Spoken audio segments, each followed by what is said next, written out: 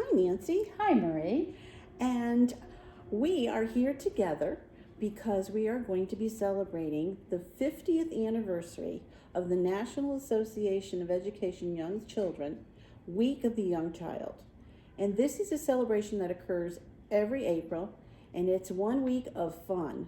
And we're here as instructors for Post University. I teach creative activities, which is CHS 201. And this topic that we're going to be talking about is something that is really near and dear to me. And we're going to be talking about creativity and art. And I'm Nancy Dower, and I teach CHS 250, which is STEM for the early childhood educators in the classroom. So we have some pictures that we'd like to share with you of children creating their art masterpieces, and we're going to chat about each one of the pictures. Right, and the exciting thing about the pictures is what you're going to see is you're going to see children from infant age, probably 6, 7, 8, 9 months, up to school age, Yes. and 5 to school age. So you're going to get to see an opportunity of the range of different activities that the children are going to be doing. And right here, we have this cute little girl who is exploring and painting and covering her paper plate. Yes, and so she was able to pick her color and the tool that she was using. And we didn't tell her what she should do with it. She just went to town on that piece of paper. So she learned that when she put the tool down, it spread out her paint. And she really had a good time doing that. And the thing that I liked about this kind of a picture is that when the parents get it, they know that that's totally their creation and not the teacher's. And that is an important part of Yes. art and being creative, that it's the child's creativity. And she's also holding that. I love the way she's holding that brush. She's got a grip on that, which is the beginning of that fine motor skill. And so, and she's even keeping an eye on the paper and knowing that when I brush, there's going to be a mark on there. Yes. And I just wonder, because some people don't have the opportunities to in their budgets, Yes. to do the brush. What's a way that we could make a brush? Well, you could get a dowel or a stick or some kind of PVC piping that you might have laying around the house and wire ties, and really anything can be attached to the bottom. You can have sponges, the loofahs from your shower, baby bottle brushes, all kinds of things that will help that child make marks on her paper. And if we show that, or you can talk to parents about that, then they know that they can do this activity. That's at right. home. It's a nice homeschool bridge. Okay. So this picture, we had a grand time opening up a cardboard box that the children had discovered and played with until it was tattered.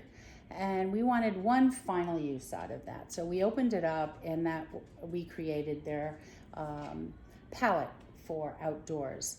We had bowls of different colors, paint, and it squished into their toes and their fingers, and they marched through as though they were pounding water, mud, but it was colorful. So it was puddle painting with paint. Yes, it was. Right, and the other thing that I think is beautiful is the shirt she's wearing, or he's wearing, and it's a piece of art in itself, and probably many people help put all those different colors on there. Yes. So it really is a nice piece in addition to the cardboard. Cardboard, if it's corrugated, is also great because it has those little bumpies in it, Yes. and so they're going to feel more sensories going through those toes. So it's a great thing, and recycling at its best. Yes. She looks pretty intense. What is she doing? We had a 3-month study on rocks, and we did a lot of things with rocks. And this particular picture is representative of one of the culminating activities that we did in this study. And she was creating her pet rock. And we had white simple containers that they were able to decorate themselves as well. And we wanted them to use different kinds of tools to make colors. So these were markers that she was using. And the other thing I just wanted to have people realize, make sure you're checking out the backgrounds, because right now I'm looking at the artwork on the wall and it's pretty exciting. And so check out the walls when we're showing the pictures, because you may see things that are going to be very unique. We didn't say anything about the nice, what's that nice piece that the container is on? Well, what we did with coffee filters is we put the little dabblers on it with watercolor and watched the color spread. And we made areas that they could put things on top of. So it was like a placemat. Ooh, this looks like it's something scientific. Yes, we started, one of the STEM lessons that we had was around color, and we had pockets of different color watercolor, and we tied paper towels and put them in each one of the containers. And the teacher is recording what the children are saying at the time when they're watching the colors move. And the colors are actually walking from tub to tub. And so that was the beginning of our chart that we were making. We also recorded that so that the recording could be put into a QR code and sent home, so the parents can actually see and hear the activity in their own home. So it's a good way to use technology to bring what you do in the classroom, especially now with COVID, when parents can't get into the building. This is a way for them to experience what their children are doing in the classroom. So this is a STEM activity. Yeah, it is. And actually, when it dries, would it be steam? Because with the drying paper towels would be artwork? Well, we did talk about vapor and what Okay. happens with that and things that are drying out. So it was a full scope activity using color and using art. And some people talk about STEM going into STEAM, and that's adding the art component. And art usually is a way for children to express what they know and what they've learned. And charting, that's a great idea. That's a good thing to do. Okay. We have some rocks, it looks like. Yeah, this is part of Someone's their rock. preparing, and I'm just going to remind people, check out that back board. Yes, so we were doing printing, and we were doing sponge printing, loofah sponge printing to see the details that were left out of the voided space and whatever we were using to print. And one of the children said, "Hey, I wonder what rocks would look like," because they're thick and they're heavy. So we decided to give it a try. And we did choose rocks that had little divots in it, and the children were able to print and knowing which rock went with which picture because of the little divots. Wow, good detail. This looks interesting. In my mind's eye, it's like, well, it's not spaghetti, but could it be a nest?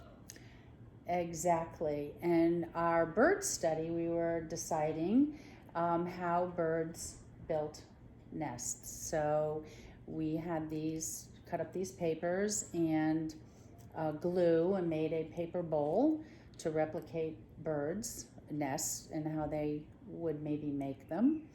And so that was an art activity that was coupled with learning about birds' nests. Could read Are You My Mother too. Yes, so It'd be a perfect book that would go with that. This looks pretty much like a good thing to do on a day with maybe is there water involved in there? Well, there's water, there's sticks, there's small pebbles, there's beans and paper bags. And we were making, outdoors, we were making birds and nests. Mm-hmm. And so this was one of the activities in the culminating bird nest study that we were doing. With all the same tools that the birds have to use. Yes. That is very neat. Mm-hmm. And it's outside. Don't have to worry about mess or anything. It's just right there at their fingertips. Neat idea. I like that. And it's a bird's environment. Yes. Yeah. In the background, you can hear chirping possibly. So yeah, that's a perfect setting for them to do that. And they could add from the playground if they found grass or whatever to put into it. So it's really open. Great. Yeah. So these are the pictures that we have for our discussion, and we're really happy that we were able to share these pictures with you. And the fun part for the people who are watching this is that you can take one idea and you can expand on it, and you can make it another activity, or you can tie into something else to add to it to make it more engaging or scaffolding it. So it's a great opportunity for just seeing it, especially with children. It's, sometimes we see art being, the end pieces, but we don't get to see the children who are in the middle of doing it. So it really works out best. We have some closing thoughts, and one is just a quote, and we have to say that it is from Disney, right? And it's one little spark of inspiration is the heart of all creation. And we have to remember that when it comes to being creative. I know some of our students say, I'm not creative, I can't do it. But really, we've suggested adding music, which you said that you do have music in the background sometimes. And so just relax and it will come. It's something that you do have. You might have to dig deep for it, but you have to give yourself time to relax. And we have to do that for children too. We can't rush them through activities. Definitely is the process that the children go through. And if you remember that picture with the children with the paint in between their toes, it wasn't just a 5-minute activity. It was a lot. They loved getting sensory. So keeping art and including the hearing part, the feeling, the tasting, the smelling. A lot of times you might have aromas in your classroom. So and I think another addition that we have to think of is our parents. I think our parents, if we put the word out and say, we're looking for some objects, and if you have them, if you would like to donate them, we'll recycle them. And I think that is a wonderful tool for us, because parents have buttons, they have pretty ribbon, they have all sorts of things at home that they might not know what to do with. Right. And being teachers, we will recycle anything. That's for and sure. Parents then also feel connected to the school. They don't feel as though there's school and then there's home. Is that joining, and that we need parents and they need us. And they may see some of their pieces that they've donated come back to them in a totally different form that they won't recognize. So we hope that you were able to pick up some ideas and enjoy with us the whole developmental leveling of what children can do. So thank you for joining us.